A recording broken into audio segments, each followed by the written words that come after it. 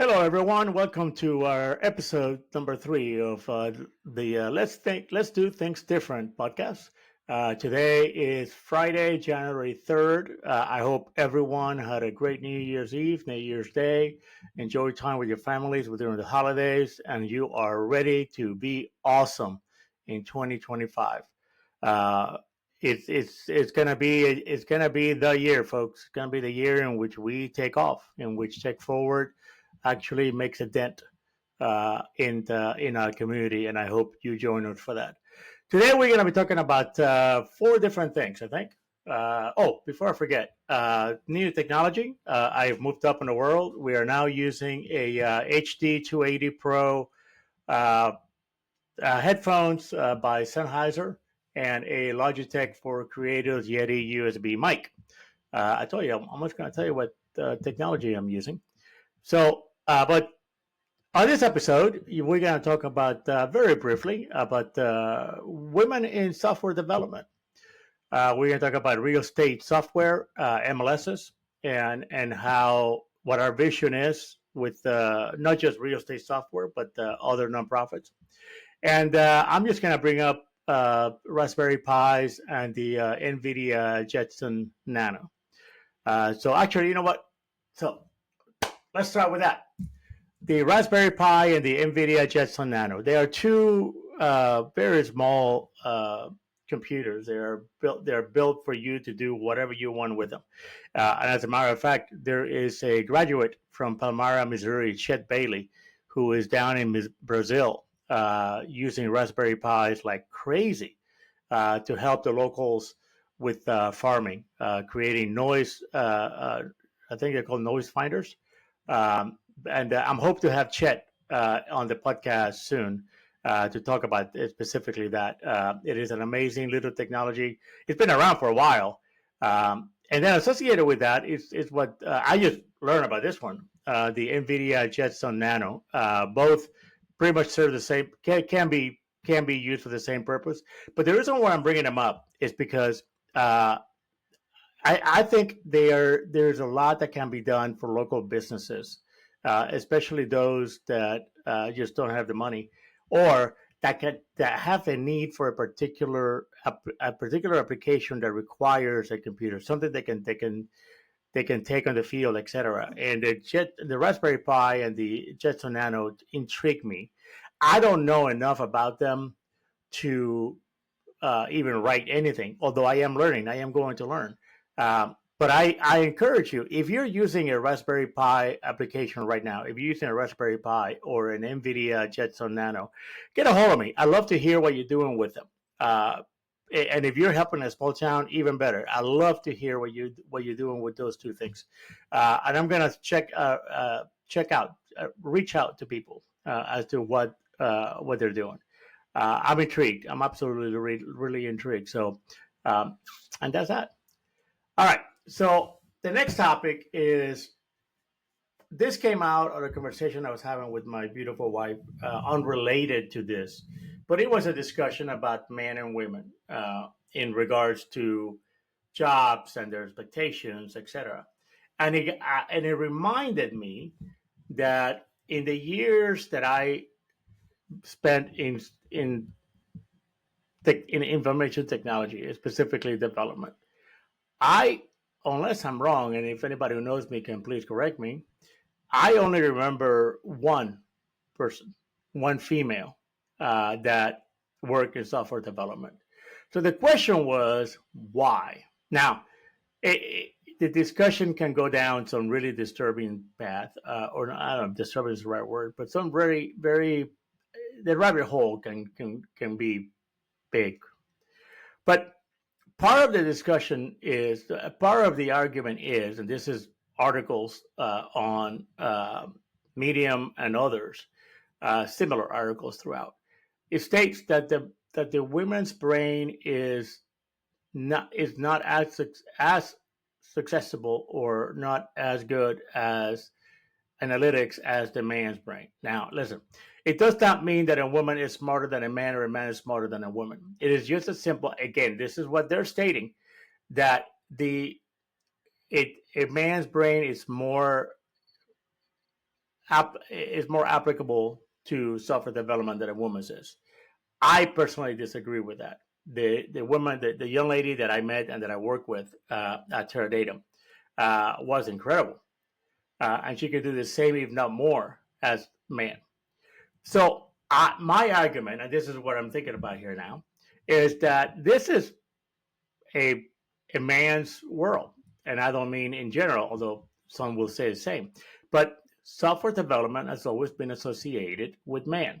So if that is the case, and it has been since the very beginning, why would a woman want to be involved in that? Through the years, they have been taught, they have been told that is a man's world. Okay, but why is it about software development that hasn't had what is it that hasn't happened in software development that has happened throughout all other industries, and it has happened through all other industries, right? What is it about us? Are we afraid of them, men afraid of women in this regard? Why would that even be a question? I don't know the answer, by the way, but I really do think it is a society problem that no one really has cared to do anything about. And if that is the case, why? I am not saying, for the record, that there are no women in software development. There are plenty, and some are incredibly smart. But I live in Palmyra, Missouri. I've been to Quincy, Hannibal, and I can tell you right now that I myself do not know a single one here in the area. It doesn't mean they don't exist. And if you are a woman and you are in software development, please come talk to me. I would love to hear your thoughts about this. And it's not it's I'm really curious as to why. Science says one thing, society says another, but what are you saying? What's your opinion? If you're a man or a woman, why is this? And can it be helped? Uh, Young ladies out there, women out there, is software development something that you even want to do? And if not, why not? And if yes, why yes? Uh, and guys, why do you think this is what's going on? Talk to me. Leave me a comment. Let's talk about this, because this is some of the things that, uh, although it is not in our purview as far as our mission statement, take forward, but it is an interesting conversation to be had. And I'm sure, as I'm cringing at the moment, I may get ripped for this one, but I'm just asking. I'm really asking. At the end of the day, if you're a business, does it really matter? There's no way. There's no way that it can matter. I may be wrong. And you businesses, which of course no one business is ever going to stand up and say, "Hey, I don't want to hire women for software development because I don't know, I just don't think they're good enough." No business would ever say that. Upfront. Even though that is not the case, even though women are smarter and better than men at so many things. And I think this is one of them. I just don't think that that's something that interests women. Am I wrong? Or are you women, as you growing up and you have a thought of becoming a software developer, are you being shut down? Maybe not flat out say, nope, you're not good enough, but are you being given hints, comments, whatever that makes you feel like you're not good enough? I I hope not.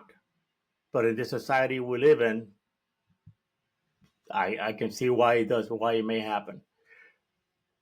I have a daughter who is a math teacher, and she is not, although she's not a software developer, she has looked into it. She has an interest in it. Mind you, her major interest is in math, and she's pretty damn good at it too, by the way. Uh, but I never personally never said, nope, you can't do that. As a matter of fact, I like to believe that I have encouraged it somehow uh, to get into it. Math and software development, let's face it, kind of go hand in hand, right? Especially data analytics. So, but that's me. I grew up. I'm from a different country. I did not grow up in the United States. I did not grow up with the bias related to women and self-development that may have come in here. We had our own biases, sadly. Uh, but I'm wondering. So, drop a comment, drop me a line. I would love to hear what you have to say. Yeah. All right. Uh, the next topic of conversation is, let's talk about one of the missions of Tech Forward, which I'm hoping is one of the things that I really like others to do, or to at least look into. And I'm not saying, by the way, that there are no others. There aren't any other nonprofits that do what we are going to do, uh, probably better. So here's the deal. Uh, our original mission was to teach software development, entry level software development. And as time went on this past year, 2024, we came to the understanding, quite honestly, that between AI and the myriad of websites that you can go to learn yourself, that it might not be the right mission. Don't get me wrong, we're still going to offer it. As soon as we can find teachers, computers, we're still going to offer it. I think there is a need, especially high school kids coming out of high school. And in a small town, you have to have options. So we're still going to do that, but it's becoming a bit more. We had to do a bit more research to make sure that what we teach is relevant. And as everybody who works in technology can tell you, technology moves pretty damn fast. It moves so fast that what I'm thinking today may be obsolete tomorrow, right? So we have to make sure that what we teach is correct. But along with that, again, because of the fact that software development may not be it may not be our main mission, we started thinking about other things. And one of the things that we talked about was I've spent 30 years, 29 years of my life, 30 years of my life working with real estate data. I go all the way back to writing MLS software with a small company called IMCO back in the 90s and early 2000s out of Alexandria, Kentucky. Great company, great little company, and the bosses were incredible. But I did that. I wrote MLS software back in the day. That we moved on from there. We got bought, sold, etc. And I ended up working with the data side of real estate, with the backend. At first, just creating and maintaining ETL processes, and then working my way up to writing reports, creating reports from this data, and maintaining all these reports. So I have been working with real estate data for 30 years, one way or the other. So I thought, and I conveyed this to my board of directors, I thought, hey, let's start thinking about building an applications maybe, that could help these small towns. And one of the things that we're talking about is writing a listing management software. Now, why would we do this? Number one, keep in mind that we are a teaching nonprofit. That is our main mission. Overall, that is our main mission. So we're always looking for applications to use to teach with, right? And why not? I know real estate data. I know it very well. So why wouldn't I use real estate? So, but the thing that really got me convinced is the current landscape of real estate, the NAR lawsuits. There's been a number of agents that have left MLSs, number of MLSs that have left NAR, number of brokers that left. I mean, it's not looking good out there. And I thought, again, remember where I live, right? So I thought, let me go talk to someone. So I had a chance to talk to a local realtor. I'm not going to name him. And here's this thing. We live in Quincy, okay? I mean, he lives in Quincy, Illinois. But and the Quincy MLS, they have to pay, or they're paying to be part of 3 different MLSs. One of them is in Chicago. For the record, Quincy, Illinois is more than 4 hours from Chicago. yet they have to pay to use their software. Not just that, add in St. Louis. St. Louis is more than 2 hours from Quincy, and yet they have to pay into that. And I think there was another one, might have been Springfield, Illinois. So this guy is selling listings in Quincy, Illinois, town 40,000. And I asked a question. I said, so I just out of curiosity, how long of a drive are you willing to take to sell a listing? And he said, well, honestly, probably less than an hour. Well, if you take an hour from Quincy, you're not getting very far. And what I mean by that, there's no big town. Jacksonville, Springfield, maybe it, within the hour. Okay. Tons of small towns within the hour. Monroe City, Hannibal, right?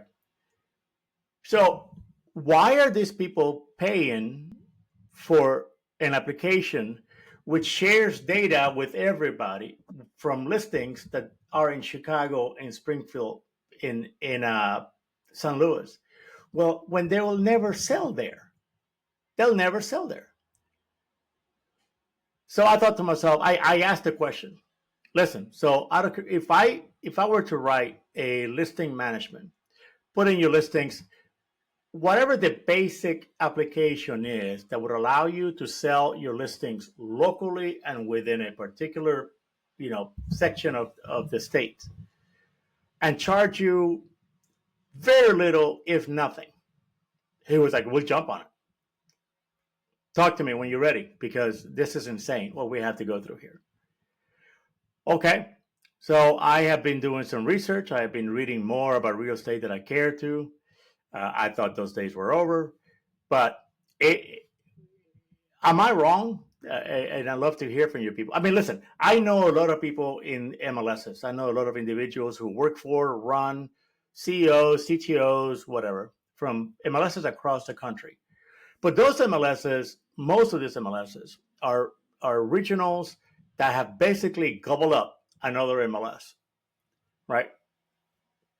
So I get it. It's the world we live in, right? And we are not here to replace or to, what's the term?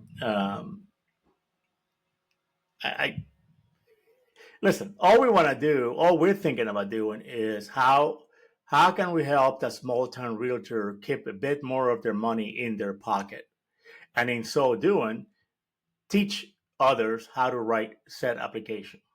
So here we are. We're going to design and start writing. And again, here's a kicker for us. Just so you know, we lose nothing by doing this.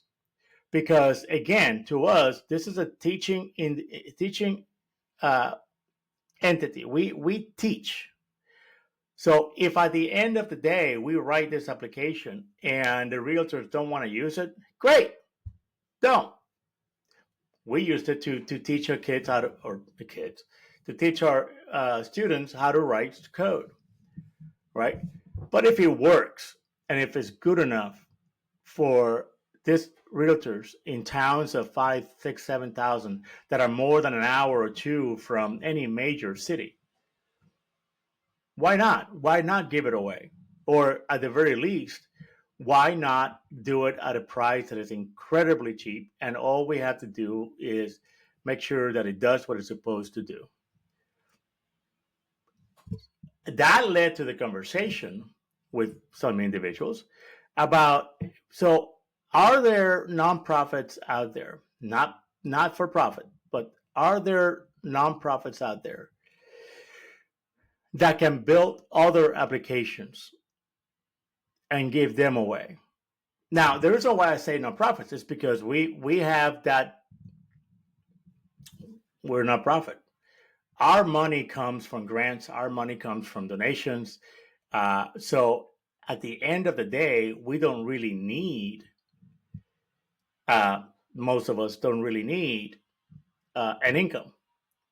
But what if we were to start building these kinds of applications and charge very little, enough to cover the cost of running that application? listen, this is a whole kind of worms that can be open with this. There's so many questions that I know need to be answered from staff, from upkeep to etc. But they are solutions to this. They are solutions. Okay. I'm going to say something stupid, and I know it's stupid. People are going to go, yeah, right, whatever, right? Why are we? I spent 30 years with software companies that would release products that they knew had bugs. They knew it, but there is a. This is me, by the way. This is not. This is my belief, but they were releasing applications with bugs because they have deadlines to meet. And if you have to release something, if your business is software and you're not releasing software, well, then you're no longer in business. So I get it. To an extent, I get it.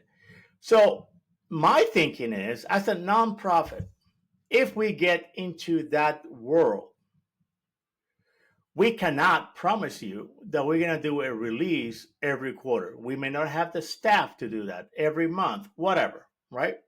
So if you're going in with that mindset, then why not, when you release that first version and any version thereof, do the absolute best you can to make sure that you do not release an application with known bugs.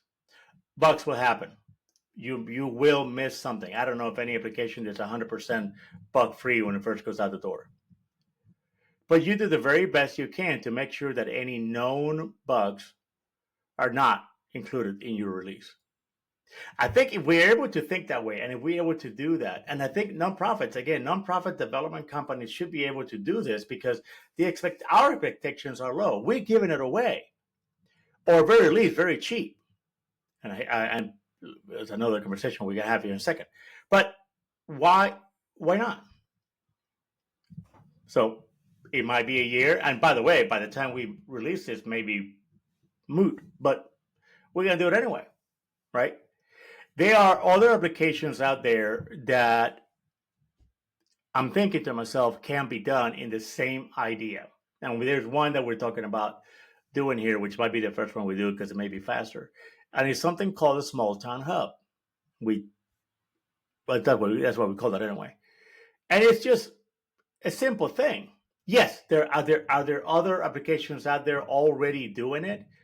Yes. What's a small town hub? A small town hub is just a simple app on your phone that will tie the entire town together. In this case, Palmyra. All the businesses, hopefully, would buy into it. But what are they doing? They're putting in their menus, they're putting in their hours, they're putting in anything that's going on in them during the day, the week, whatever. And the consumer has a single application to go see all this stuff, right? Right now, there are Palmyra has, 70, 100 businesses, and probably all of them has a Facebook site. If you want to know what's going on in any one of them, you got to go to Facebook. All right. I'm simplifying this. Okay. There's many other ways to do it. But anyway, again, to us is an application that we use to teach. We're going to be using it to teach Swift, and we're going to be using it to teach how to write one for Android. Right. So if it's used, great. But if we are going to give it away, then we're going to give it away with no ads, no, probably the first year, no money. And if it's after that, it's going to be enough. The point here is that we can do it in a way that all we need to charge is enough to keep the application running on whatever cloud service we use. Right now, we're using Google Cloud. So if that's enough, I don't have a staff. There's not 5 developers anywhere in here, right? Why not?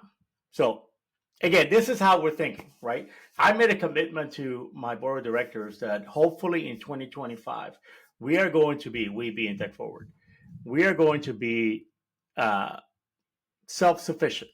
Now, all that means is that donations would no longer be needed. But in order for me to do that, I need a way to bring income in. But our needs are few, right?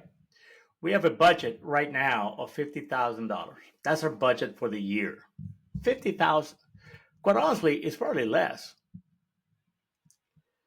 Well, it is exactly $50,000, but I think if I do this right, we can come under that and serve our purpose, right? Could we do more? I have no doubt. We could probably have a budget of $1 million if I put my head down to it. But what's the point? What is the point? Right now, we are concentrating on small towns around where we live, concentrating on those towns that we feel have a need for what we have to offer. The thing about it, if you think about this, is that those kinds of towns are all over the nation. We have no desire to go to St. Louis, to go to Chicago, to go to Cincinnati, where I'm from, to go to Kansas City. That's not who we want to help. They have all the help in the world they can get. So I think our goal is possible. Our aim is 2025. It may be 2026, but our aim is this year. So if we can do it for real estate, hopefully, if we can do it for a small town, are there other applications that can be written and given away? The answer is yes, by the way. The answer is absolutely yes. But the question is, who's going to do it? It cannot be us. We cannot do it all. Talk to me when I have a budget of $1 million, and hopefully that's in a few years, because at that point I can say, hey, listen, we have a staff, and our staff, we wrote this and we wrote that, and we give it away, or we give it very cheap.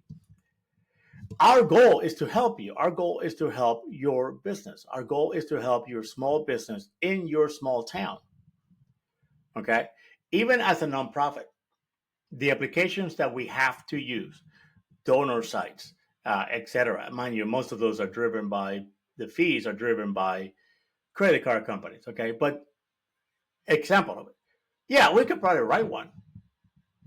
But we have to, whatever application we choose to write to that end, has to be an application where the fees can be seriously controlled by you, not by society, credit cards, etc. Right? And real estate, quite honestly, is one of them. A small town hub is the other one, right? So that's where our head is. So my question to you is, and again, looking for comments, is you agree or disagree? Are we fighting the wrong thing? Are we going after the wrong thing? I don't believe we are. We are going in this direction, by the way, but I'd love to hear what you have to say. So to that end, we're going to be publishing a blog starting this weekend on the Small Town Hub and the real estate application. The real estate one is going to be mostly about conversations, about mostly the things I have read, the direction that we're going, etc. The other one will be really about the application building. We talked about doing this last year, but last year was a mess, an absolute mess. Oops, sorry. So, all right. Last thing I want to talk about is free. A business does not like to be given things for free. They question it. I don't understand why. I spent, I don't know how much time last year offering our services, which at the time was only to help you with your website. We would build your website using Squarespace, and we would build it for free. And I was using those words, free. You pay the hosting cost to Squarespace, but I would build it for free, and I would maintain it, and I would teach you how to maintain it yourself so that you don't have to bother me or come to me, whatever word you want to use, so that you can do it yourself. That would be the goal. I'll build it, I teach you how to update it, and then you and I are done. You don't want to do it, you want me to maintain it for you, I'll charge you, something. People don't like that. Businesses don't like that. I got questioned. What's the catch? Why are you giving it away? Are you getting money to do this? Who's doing it? No one's giving me money for this. I mean, we hopefully get grants and donations to cover